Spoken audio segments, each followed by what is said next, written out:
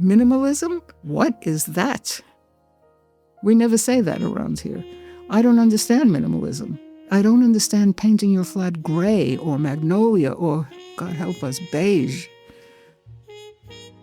I am Sue Kreitzman. I'm 85 years old.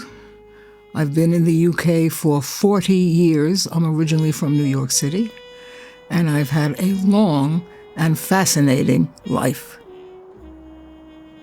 I am what's called an outsider artist. I have absolutely no training. I just make it up as I go along, and I have to say several of my friends are the same. My work is very, very, very feminine. It's about the female landscape. It's about goddesses. It's about the goddesses within us. That's what's most important to me. And also it's very playful, and it's made from found objects. Sometimes there's some darkness behind because it's not always easy being a woman, and especially in some parts of the world. So there are stories to be told in my work. I've been living in the East End of London, which I absolutely love, in this flat for about 25 years, and I'm very, very happy here. It's ex-council, which means I own the flat, but the landlord owns the brick and mortar, and I'll be here until they carry me out in a box. My house is on the ground floor. My house, it's a flat. When I was a kid in New York, we always lived in apartments. We always rented, and they were apartments, flats, but we always said to the other kids, come up to my house, let's play at my house. But it was always a flat. So this is a house. It's on the ground floor. It's a maisonette, so it has a second floor. And it's a double flat because I was lucky enough to be able to buy the place next door. We broke through. I have so much room, and because I'm on the ground floor, I have a nice big garden in the back. It's absolute paradise for me. On the ground floor of my double flat, I have 2 kitchens because it's a double flat.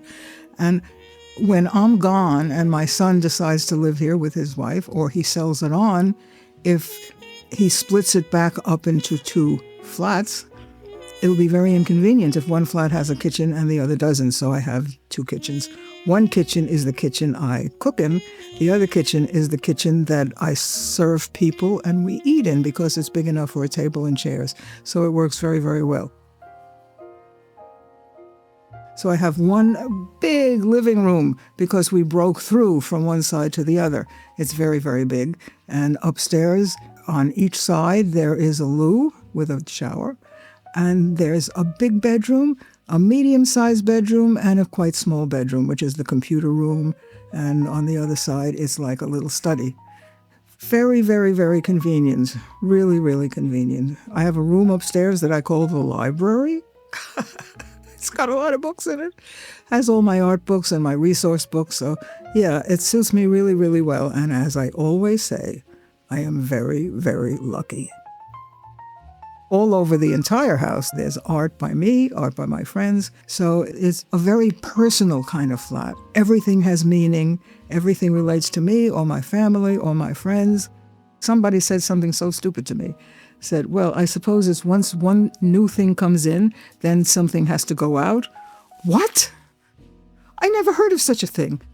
No, we can always find room. Even if I have to build another shed, we can always find room for it. And everything is precious. It's not hoarding. It's curating.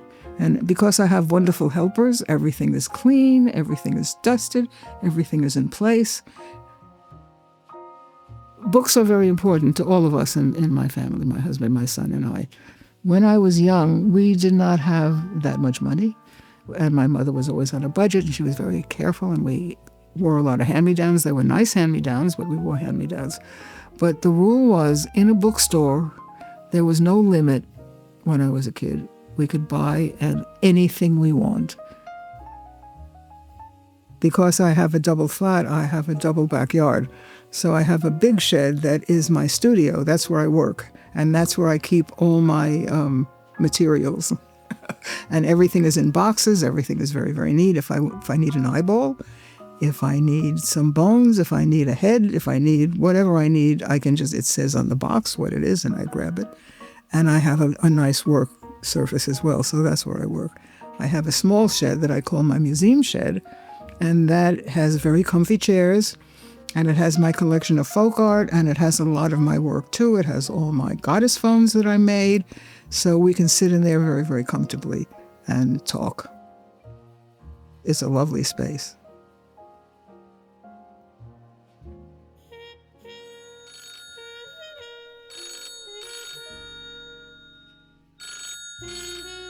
Does not need to be plugged in. And it just, hello?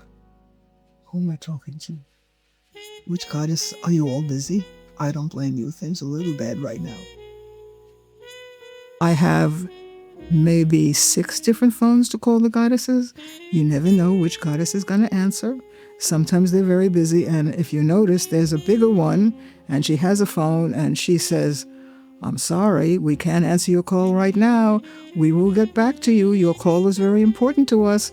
And that means the goddesses are having a really bad day. So you hope that they'll call you back. And you never know which goddess is going to call you. So I was sitting at my desk correcting the proofs of my 27th cookbook. My hand picked up a marker and drew a mermaid on a piece of scrap paper. I had never done anything like that before in my life. I looked at the mermaid, and the mermaid looked at me. And then I picked up more markers and I colored her in. And then she had a fish for a hat, and then she had snakes. And what the hell was this? She was in charge, not me. And from that moment on, I was no longer a cook. I was no longer a food writer. I was an artist. Something happened to me. I never dreamt anything like that would happen to me. It was like a gift from the universe. I'll work anywhere. I'll draw in the bed. I'll work in my shed. I'll work outside. When I gotta do it, I gotta do it. I am in a constant state of art arousal.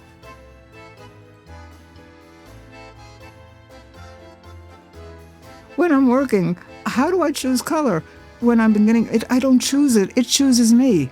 And I do have my favorite colors. You know, I like the primary colors, very childish, yellow and orange and red and bright blue. But also I use other colors as well. But it just sort of happens. And if I'm stuck on what to do, I work on wood and I work on paper when I'm drawing or painting. And you take a nice piece of wood and you draw a head and you draw a face, and suddenly there's somebody else in the room with you. So my first favorite spot is in my chair. That's my throne. And my second favorite spot is in either one of my sheds. When I'm in the big shed, I'm working. When I'm in the smaller shed, I'm sitting. And I also like sitting up in my bed. My bed is very comfortable. I'm surrounded by art. I can rest, but I can also be reading and doing things. So I would say those are my top 3 favorite places in my home. When I get up in the morning, I might be in the mood for a certain color. I might be in the mood for a certain kimono. I might have no idea. I just grab it, and then I grab a pair of Crocs, put on some of my jewelry, which is all made by me or by friends of mine or things I find in the flea markets, and I'm ready to go. And I am a walking collage. I like to dress in a lot of color, and I like to mix up fabrics, and I like to collect fabrics from all over the world, which I do.